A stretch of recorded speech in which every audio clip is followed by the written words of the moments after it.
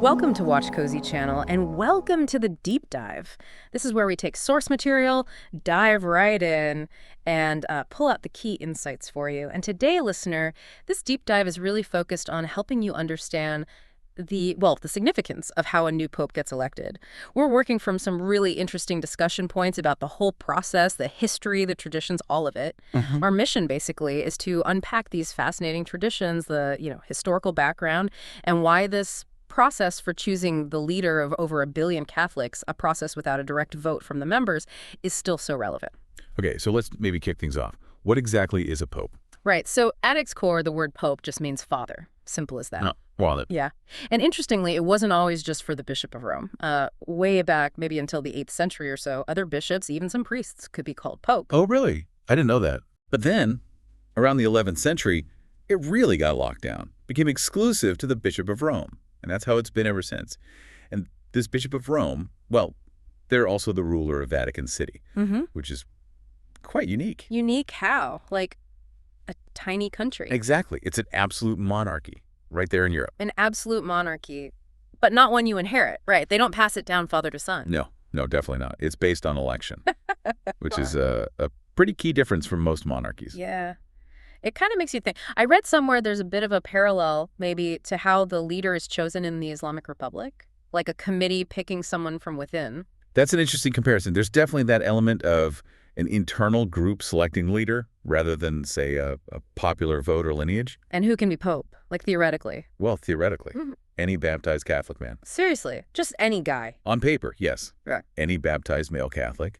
But, in reality, it's always a cardinal. Has been for centuries. Okay, so the legal requirements are pretty minimal. Super minimal. Male, Catholic, baptized. That's technically it. But the unspoken rules, the expectations, they're huge. Yeah. Celibacy, a life dedicated to the church, usually high up in the hierarchy already. So yeah, technically possible, practically not happening unless you're a cardinal. Pretty much. All right, so if someone gets elected pope, what power do they actually have? Are they, like, commanding nations? Oh, not really in the modern sense. Their direct authority is primarily within the Catholic Church. That's where the real power lies. So things like appointing bishops, managing the dioceses, those are the sort of administrative regions of the church. Right, like territories. Exactly, overseen by a bishop. The Pope also interprets church law, can even change it, and acts as the highest judge within the church system. Okay, so internal church stuff mostly. But we always hear popes talking about global issues, right? War, poverty, climate change. Absolutely. And that's their moral and spiritual authority. It's a different kind of power. Their opinions on these big global topics carry enormous weight for Catholics, over 1 billion people. It can really shape opinions and inspire action. But it's not like they can pass a law that every country has to follow. No, exactly. It's influence, moral suasion, not legal force globally. A pope's statement might inspire millions, but it doesn't legally bind, say, the United Nations or individual governments. It really highlights how structured the Catholic Church is. It's not just a building you go to on Sunday. Definitely not. You can think of it like a pyramid structure almost. Okay. At the bottom, maybe deacons, assistants. Then you have priests. They're ordained. They perform the sacraments like communion, baptism. The core religious ceremonies. Right. Then above them, bishops. They lead regions, they teach. Archbishops handle the bigger, more important regions. And then near the top, you have the cardinals.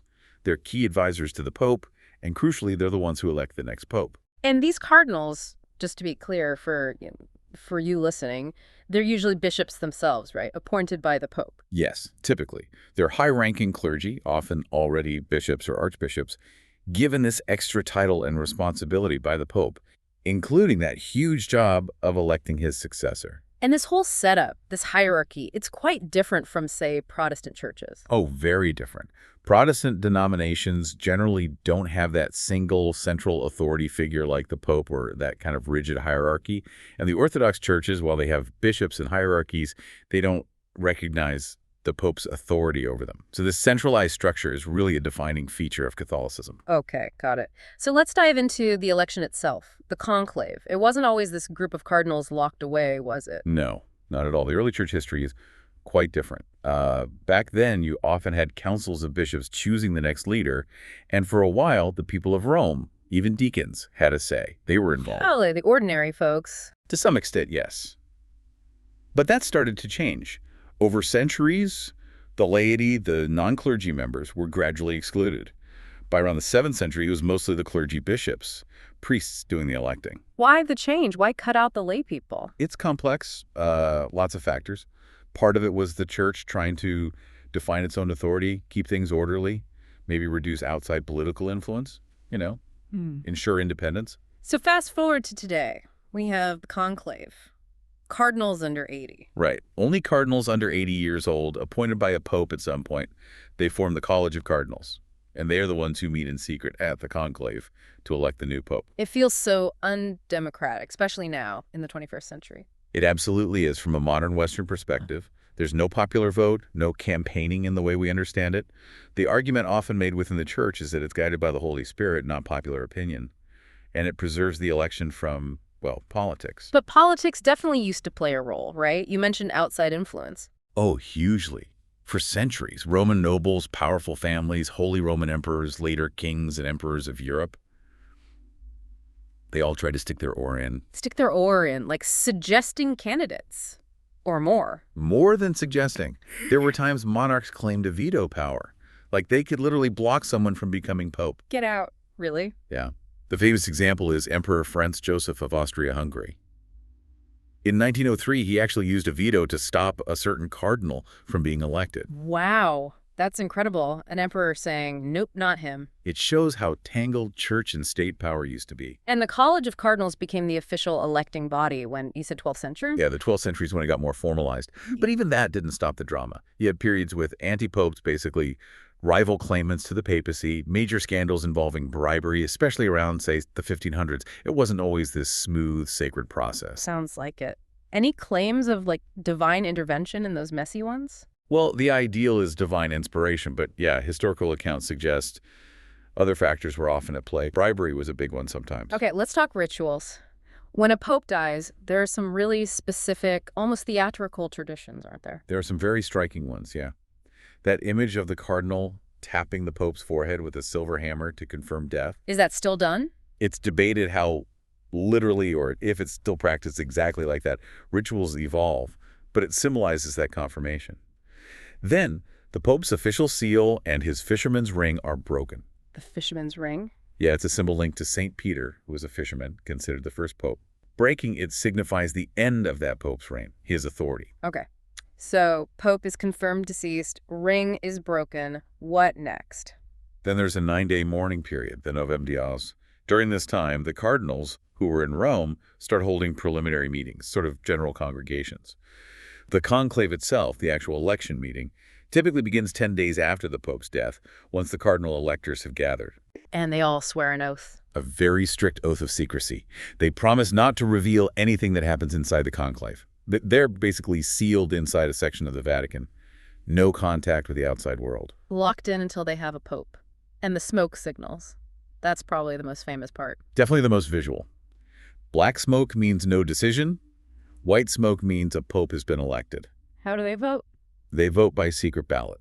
Usually after the first day, they hold up to 4 ballots a day, 2 in the morning, 2 in the afternoon. After the votes are counted, the ballots are burned in a special stove. That's what creates the smoke seen from St. Peter's Square. Just burning paper makes black or white smoke. Well, traditionally they added wet straw for black smoke, dry straw for white. Nowadays they use chemical additives to make the color really clear and avoid confusion.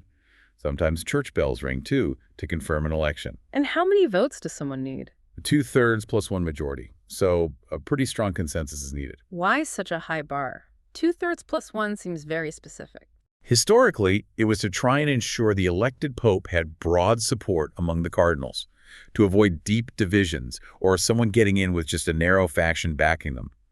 The downside, of course, is it can lead to really long conclaves if no one can reach that number. Right. So, okay, imagine they finally hit that number, someone gets the votes, then what? The dean, the head cardinal of the college, goes to the elected cardinal and asks 2 questions, basically.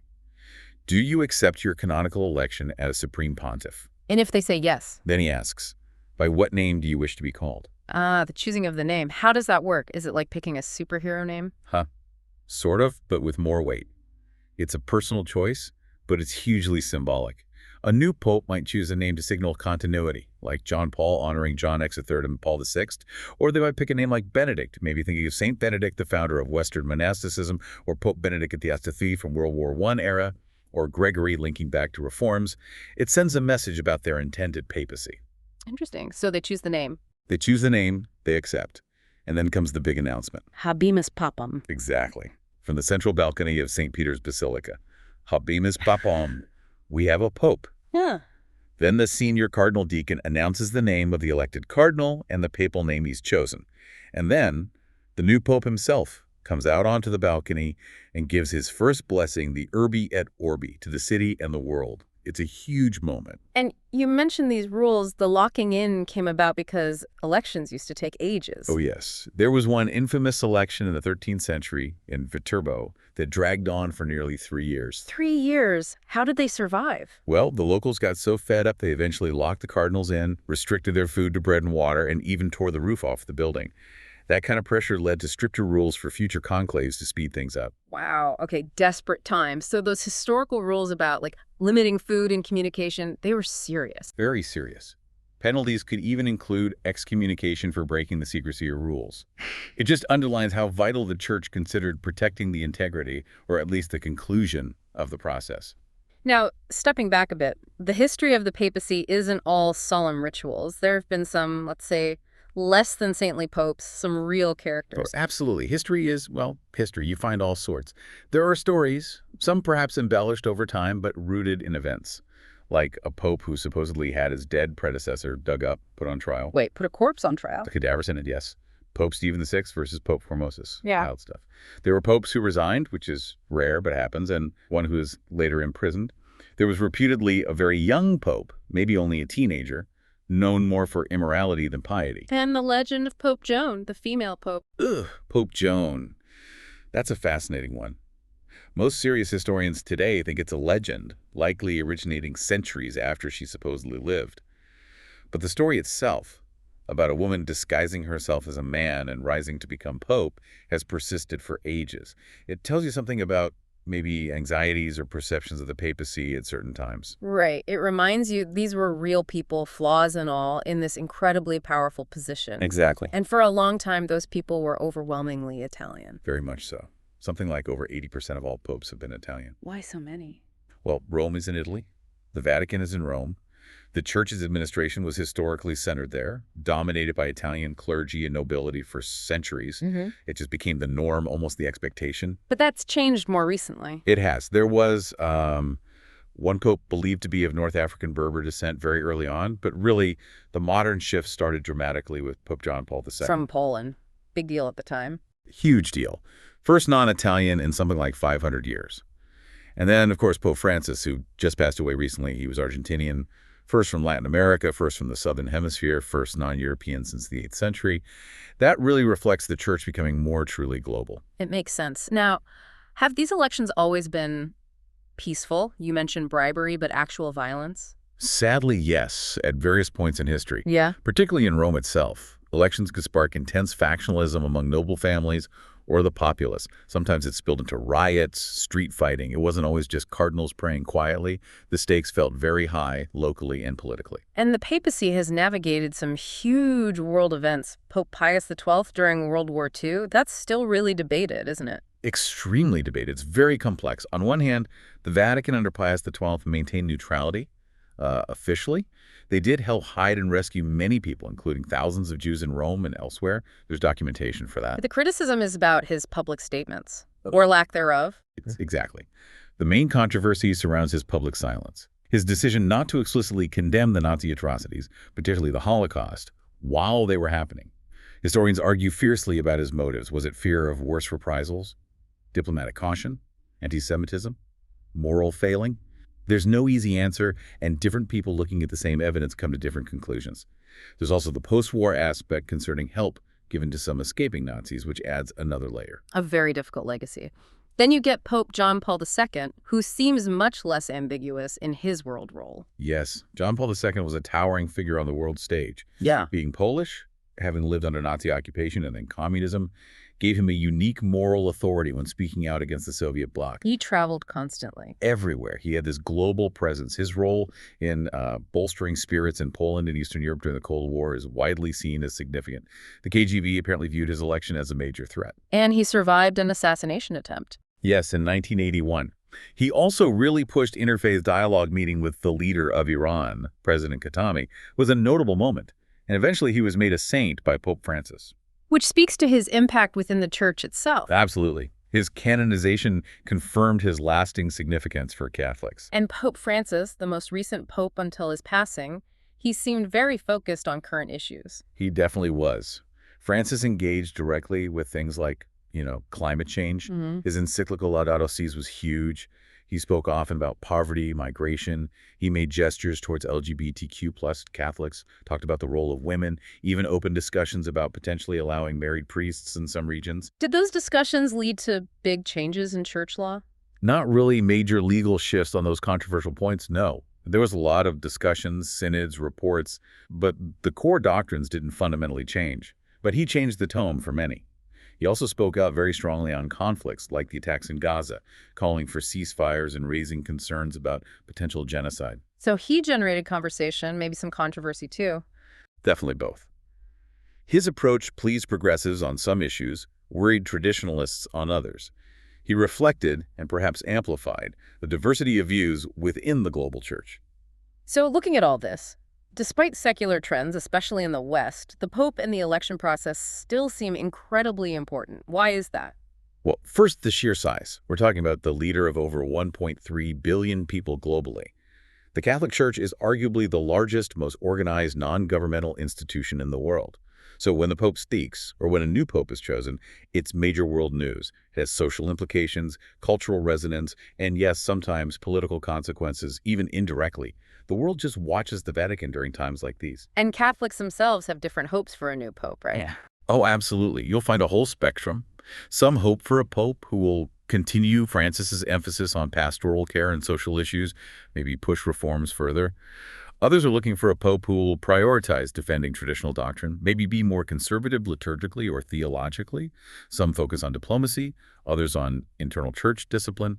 It's a very diverse flock. And the Pope isn't just a spiritual leader, they're head of state for Vatican City. Right. That gives them a unique platform. Their opinions on global affairs carry a certain weight because of that, combined with the moral authority. It's often called soft power. Soft power. And you could say the election ceremony itself is a kind of display of that. That's a great way to put it, yeah. The entire process, the ancient rituals, the secrecy, the symbolism, the final announcement, it's all a powerful statement. It affirms the Church's history, its structure, its claim to continuity and divine guidance. It projects order, tradition, seriousness. Even with the challenges the Church faces, scandals and disagreements. Yes, even then. Of course, those things significantly damage the Church's image and credibility. Things like the sexual abuse crisis, financial scandals, they definitely undermine that soft power. Pope Francis made efforts to address these, creating commissions, changing some laws. But were those efforts seen as enough? That's where the criticism comes in. Many, including victims groups, felt the actions didn't go far enough, weren't fast enough, or didn't hold bishops sufficiently accountable. So the soft power display of the conclave happens against that very real, very difficult backdrop. Okay. So, wrapping up this deep dive, what are the main things you think we and you, the listener, should take away? I think first, just how unique this process is. It's this blend of centuries-old tradition, religious belief, and, well, internal politics, all happening outside typical democratic structures. Second, the Pope's role is really complex: spiritual leader, moral voice, administrator of a global institution, even a head of state. And third, despite everything, despite secularization, the Catholic Church and who leads it still matter significantly on the world stage. People pay attention. Yeah, it really is surprising, isn't it? This image of cardinals in, fancy robes, burning ballots in secret. It feels like something from another era, yet here it is. It makes you appreciate the sheer force of tradition. It does. The white smoke signifies so much more than just a decision made. It's history, faith, power, all rolled into one. Which brings us to a final thought for you, listener. Thinking about this whole process, totally non-democratic by modern standards, with Catholics worldwide having such different hopes and expectations, how could this selection process change in the future? Or will it stay fundamentally the same? And, what difference would either path make to the church's influence in the world and maybe even its own unity? Something definitely worth pondering.